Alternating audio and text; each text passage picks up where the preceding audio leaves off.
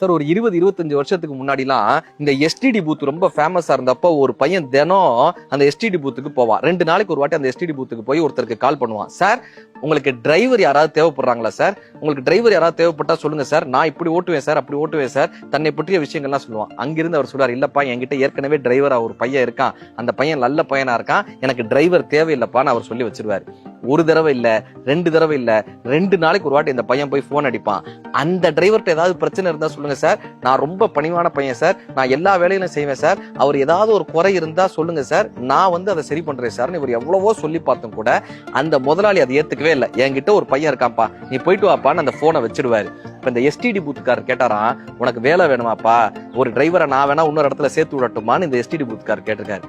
அந்த பையன் சொல்லியிருக்கான், அவர் சொன்னார்ல என்கிட்ட ஏற்கனவே ஒரு டிரைவர் இருக்கான், அவன் நல்லா வேலை செய்யறான்னு ஒரு பையன் இருக்கான்னு சொன்னார்ல, அது வேற யாரும் இல்ல, நான் தான் என்கிட்ட என்ன குறை இருக்குன்றத தெரிஞ்சுக்கிறதுக்காக நான் இப்படி போன் பண்ணி கேட்பேன். அவர் அப்படி நம்பிக்கையோடு சொல்லும் போதுதான் நான் என் வேலையை சரியா பாக்குறேன்ற நம்பிக்கை எனக்கு வரும்னு சொன்னாலாம். நம்ம வேலை பார்க்கக்கூடிய இடத்தில் நம் குறைகளை நாம் தெரிந்து கொண்டால் மட்டும்தான் அந்த வேலையில் வெற்றியாளனாக திகழ முடியும்.